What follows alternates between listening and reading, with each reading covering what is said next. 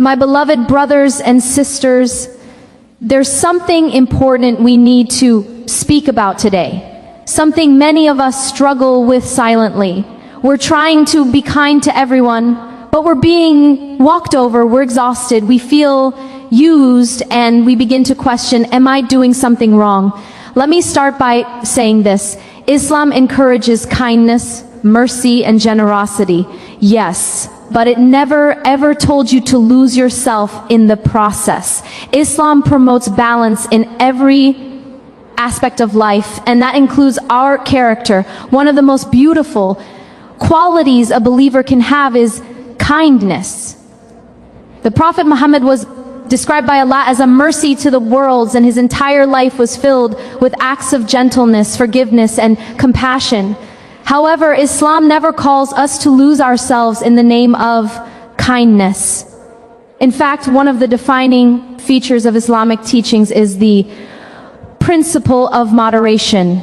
Neither excess nor deficiency is encouraged. Allah says in the Quran, and do not be excessive. Indeed, He does not like those who commit excess. Surah An-An'am 6:14-1.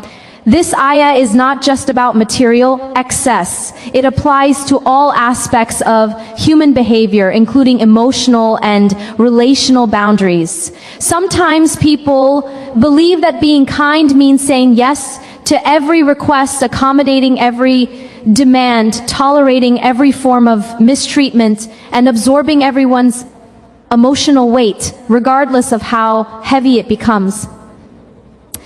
This mindset, though well-intentioned, can quickly become harmful not only to the individual who adopts it, but also to those around them.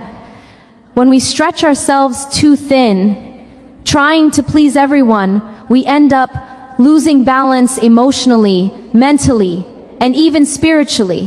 What starts as kindness can become self-neglect, and Islam doesn't teach you to be a doormat. Islam does not call us to neglect ourselves for the sake of others. The life of the Prophet is full of examples where kindness was shown within clear boundaries. He gave his time to others, but he also gave time to himself and his family. He listened to people's problems, but he also spent hours in solitude and worship, recharging his soul and protecting his inner peace. He smiled, he forgave, he helped, but he never allowed himself to be used or taken advantage of. He taught us that kindness is a strength, not a weakness, and that strength includes the ability to say no when needed.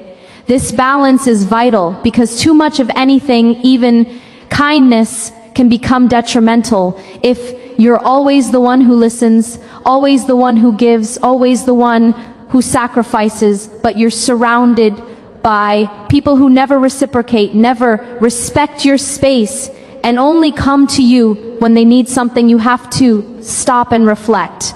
Are you truly being kind, or are you enabling harmful behavior in the name of kindness? There's a deep wisdom in Islam's emphasis on ADL, justice, and fairness. Justice isn't just a societal principle, it's something you must apply to yourself. If you are constantly giving to others while denying yourself rest, peace, or emotional safety, then you are being unjust to yourself, and self-injustice is not a virtue. Allah says in the Quran, indeed Allah does not wrong the people at all, but it is the people who wrong themselves. Surah An-Nunus 10:44.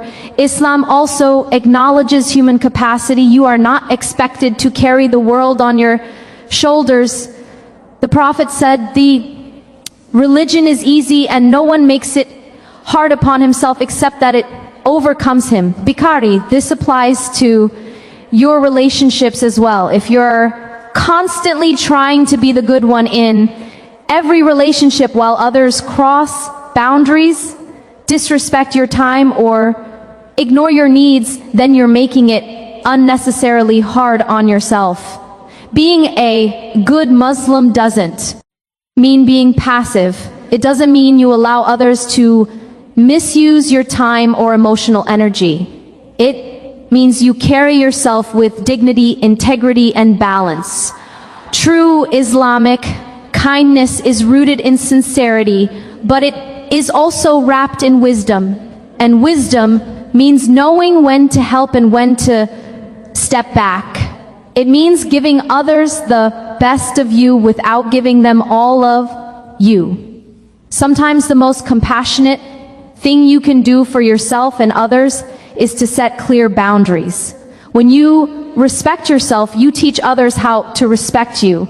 And when you protect your peace, you're better able to show up for others in a way that is sincere and sustainable. Islam doesn't want you to burn out in the name of good character. It wants you to thrive in every area of your life, spiritually, emotionally, and socially.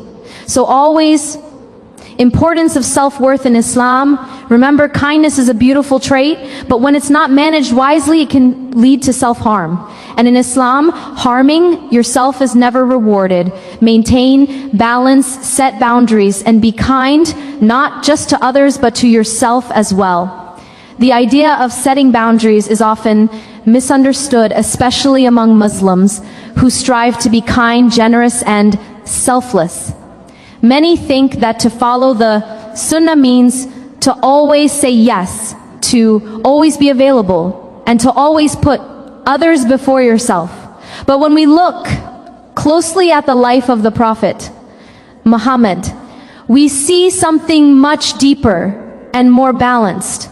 We see a man who was not only the embodiment of mercy and compassion, but also someone who understood the value of personal space, emotional well-being, and the right to say no.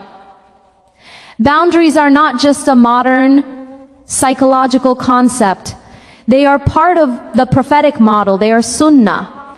The Prophet was the most approachable and loving human being. People felt safe with him. Children played around him. The elderly sought his advice, and his companions loved to be in his presence. Yet despite this accessibility, the Prophet maintained healthy limits. There were times when he excused himself from gatherings.